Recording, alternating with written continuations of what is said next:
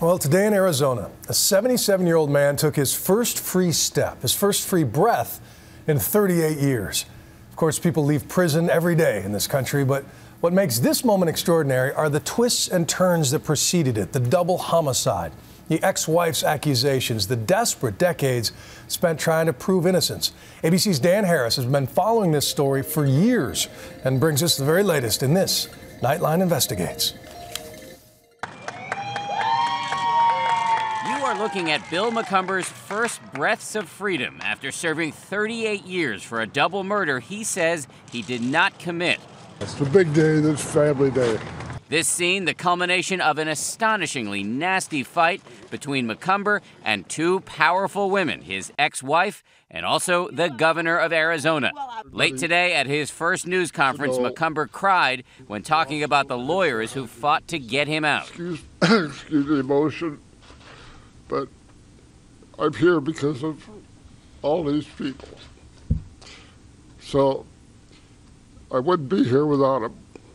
In the 1970s, Macumber was convicted of killing two young adults and leaving their bodies in the Arizona desert.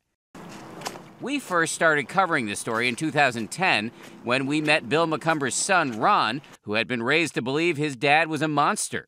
Not long before we met him, though, Ron got a call from a lawyer with the Arizona Justice Project, which works to free innocent inmates. He says, no other way to tell you this. We think your father's innocent, and we're pretty sure your mom framed him for it. At the time of the arrest, Bill and Carol Macumber's marriage was falling apart, and Carol was working at the local sheriff's office where she had access to the evidence. I don't have any doubt anymore that my mom did this, that my mom framed my dad for the murders.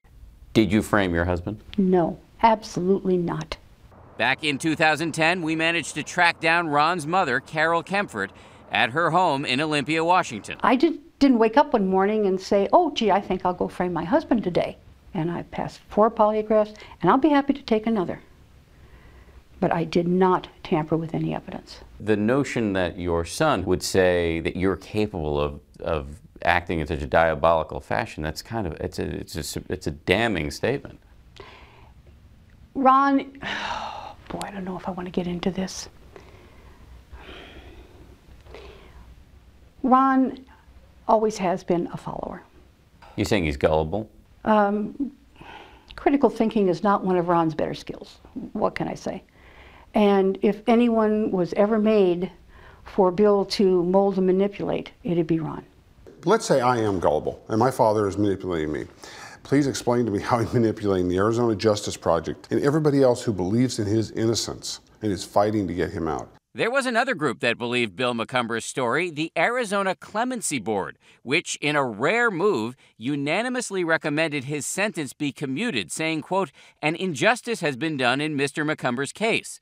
The board pointed out that another man, Ernesto Valenzuela, confessed to the murders, something the jury was never allowed to hear. Into effect. Even though Governor Jan Brewer had handpicked the members of the Clemency Board, she rejected their recommendation and refused to speak about it with us or the family. Governor, my name is Dan Harris. I'm from ABC News. So Ron and I showed up unannounced at one of her press conferences. We've all been asking why. Why won't you release him? Well, you know, it's an unfortunate situation that governors have to make difficult decisions, regardless of what recommendations are made to them. I appreciate your concerns, but I've made my decision, and it's final. All righty, guys, we are done today. This is your executive clemency board, Governor. This is your board. Thank you all very much. Why wouldn't you follow the recommendation of your own board, Governor? Is there political motive here on your part? Absolutely. Desire not to look soft on crime, per se? Absolutely not. But then Macumber's lawyers launched a last-ditch effort to clear his name in court, an effort so strong, apparently, that prosecutors finally agreed to offer Macumber a plea deal, and the judge set him free. Mr. Macumber, good luck to you, sir. Thank you, Your Honor.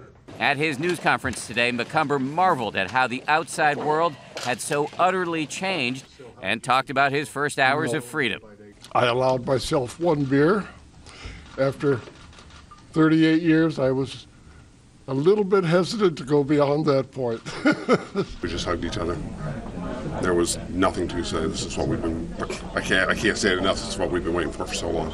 Macumber was asked about Governor Brewer. If you can't say something nice about somebody, don't say nothing at all. So with your permission, ma'am, I'll say nothing at all. We tried to get a comment today from the governor, but her spokesman did not respond. We did, however, speak with Carol Kempfert. My first reaction was, I didn't believe it. Who requested that we conceal her face because she'd recently had a stroke that left her partially paralyzed. I can't convince people that I didn't frame him. They're going to believe whatever it is they're going to believe. But I'm here to tell you, they just let a double murderer out. Today, Macumber said both of those things are untrue. If I never hear her name again, it's fine.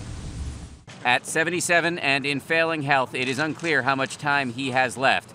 But today, at least, it did not seem like Bill Macumber would spend his newfound freedom wallowing in bitterness. Justice, however late, is still justice. For Nightline, this is Dan Harris in New York.